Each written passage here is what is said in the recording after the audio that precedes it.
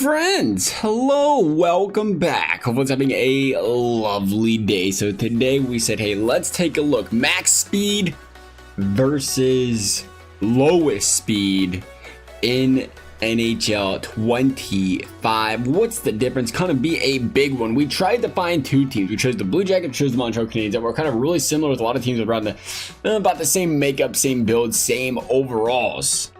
And the thing is, we'll bring that up right away because once this change came into play, obviously the Blue Jacket players gained a little bit more overall. Meanwhile, the Montreal Canadiens seen their player overalls. Well, let's say it's just not the prettiest. It's not the best of looks. It's not the best of looks at all, Montreal. I hate to break it to you right now. You know, Caulfield 83, Suzuki 86, Slavkovsky 82. I mean, these people were all, you know, mid 80s, and they seen a slight little bit drop there to the 36 overall speed, and boy does it make a difference. But how much does it really make a difference? Is it a stat that just kind of crushes the overall, or is it a stat that does significantly change the outcome of games? So we're going to do two things. We're going to play these two one-on-one action, and we're just going to see how they do it in a season as well as a quick little comparison here. How do we, playoff mode? I was like, how are we going to do this? It's been a while. I was just thinking earlier, it's been a while since we kind of did the sim style of videos. And I was trying to think of some stuff to kind of get into, kind of got away from it a little bit here. I've been playing a lot of HUT, you know. I think that's the thing. It's the more, for me personally, it always tends to be the stuff that I do more of in the moment, whatever is kind of, you know, and that's the beauty of, I think, NHL, right? There's always the niche. I think I've played a whole lot of ESHL to start the year, as probably clearly shown by all the, you know, ESHL videos. I'm gonna jump to HUT for a while. Still getting to the ins and outs of franchise mode. We're gonna get back to it, you know. Just again, I love it because for me personally, I like to be able to consistently change and do different things. If I had to play HUT all year, I'd be bored. If I played ESHL, you know, if I had to do that all year, so having kind of like a little switch up in there, it's always nice. Nonetheless, we are going to get into game number one. Go ahead and send this bad boy up. Columbus 1-0 early. 2 goals, no assists for Nick Suzuki. He tried his absolute best. Actually going to lead the league in points right now. Blue Jackets going to win 4-2. Suzuki says, hey, 2 goals, don't worry about it. Aston Reese 1 for 1. Fantilli 2 points, plus 2 is in everything. Suzuki put some good hockey. Full Caulfield out there at 2 assists. Anyway, let's do it. Game number 2. We'll sim up one more real quickly, just in case. We won't do it real quickly. That was awkward. Here we go. Period 1. Columbus 1-0. Pytha. With the win, with the goal. Period 2. Nothing doing. Empty-handed for both teams in the second period. Montreal's got to find a way to get one in the back of the net. They are getting shots. Not very quality shots. They're shooting it from the second deck. I don't know what they're doing way up there. Power play Montreal got to come up empty-handed. Columbus got a lot of speed, don't got a lot of discipline. That does check out with the statistical categories here, but Columbus going to hold on to a 1-0 defensive struggle in game number 2. Columbus pulls ahead 2-0 in the series. We're going to go to game number 3, heading to Columbus. Montreal needed to steal one on the road or at home, did not do it, but here come the Canadiens. Caulfield, Newhook, back, blowing out the Blue Jackets in game 3. It isn't even close. 5-1. Dvorak wins it. Gets the insurance goal there, we should say. Merzlikins lets 5 into the back of the net. Montreal right back into this series. It was starting to look like a blow-up, but Montreal says, don't you worry about it. Blue Jackets 2-0. LeBlanc, 2 of them. Bonking them in. Here we go. Period 3. Montreal's going to need to score. They're going to need to score quickly. Power play, a perfect opportunity. Got a lot of shots. Kirby Dack, Cole Caulfield on Merzlikins standing up strong. Blue Jackets, another penalty. Montreal once again killed off. Blue Jackets get the insurance going to power play themselves. That's going to do it. Blue Jackets going to blow out the Montreal Canadiens in game number 4. Blue Jackets 3, Canadiens 1. Right now it's appearing the speed is just a little bit too much for the Montreal Canadiens. I thought maybe they could scratch, they could claw Caulfield, Laine, Slavkovsky. That line, potentially the huge future for the Montreal Canadiens, that line can produce. 2 more goals for the Blue Jackets, 2 more goals for the Canadiens. We're going to go into period number 3. Closing it out. Suzuki with a shot. Big save. Merzlikins trying to keep his team in it. And there's a big goal. Team rewards him for that excellent stop. 1 goal lead for the Montreal Canadiens. Blue Jackets just need 1 to tie it up. Power play, CBJ. Montreal says about that power play, I was thinking a shorty would be nice, or we just came right back on the ice. One or the other. Blue Jackets are going to get right back in at 5-6. All of a sudden, goals are just raining into this one. Montreal 6, Columbus 5.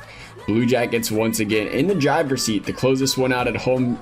Montreal trying to do their absolute best to stay in this one. Empty-handed period 1, period 2, 1 apiece. Provorov with the Geno, Matheson with the Geno. Power play Montreal. We're going to come up with something. No, power play Montreal. Shorthanded goal Blue Jackets. LeBlanc with another one, having an excellent series.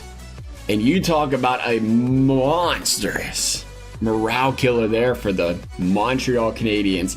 You got the power play, you got the third period just starting, a chance to really gain the momentum. You allow the shorthanded goal, you allow another goal, and all of a sudden it is all Columbus Blue Jackets, and the Blue Jackets are going to win this series 4-2.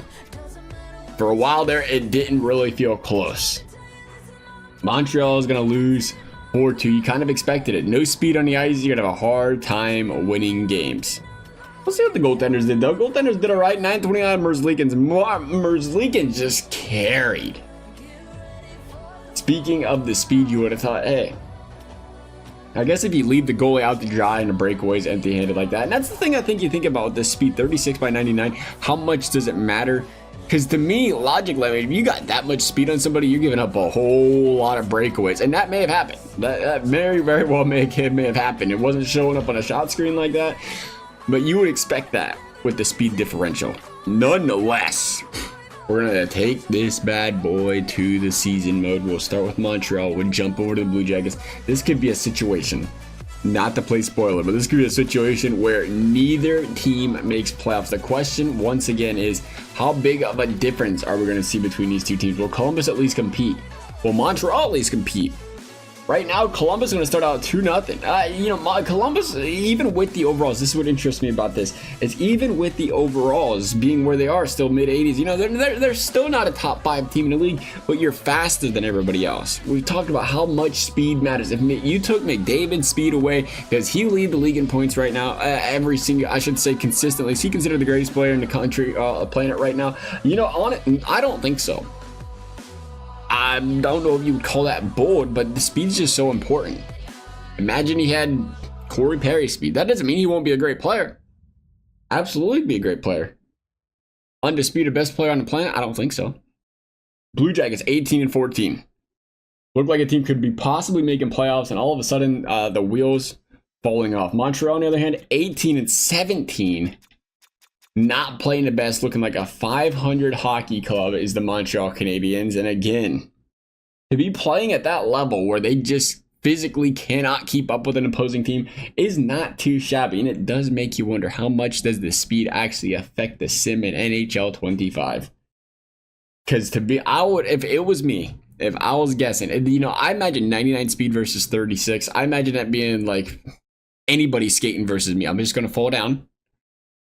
The only speed I'm going to be getting is me sliding across the ice into the net on my stomach. You just go to score, right? But Montreal holding up pretty well. All things considered, they're going to finish dead last in the division, but they're going to at least be competitive, rolling off about 30 wins this season. They have a chance to still crack about 35, I believe. The season's, I was going to say, it goes a little bit further into April this year. It used to end at, about the 6th, I want to say, 6 or 7. Be about, 5 games halfway through April this season with the break in there. Montreal's going to finish 34-40. Columbus. Did you make playoffs? Ooh. Columbus. Not looking good for you either. Neither team's going to make the playoffs. Speed meaning absolutely nothing for these teams if they don't have the talent, they don't have the skill, and they don't have the personnel. Columbus, even with the speed, actually ends up dang near the same spot in the league as the Montreal Canadiens did. Where did we end up right here? Oh, that's the Atlantic. I was thinking Eastern Conference. That's what I'm looking for. They was neck and neck, I believe, right? Yeah, 37-37, 34-40. They had 6 more points. 3.17 goals for. The goals for was higher. It was the defense that kind of stood out a little. Well, the Blue Jays defense was worse actually too.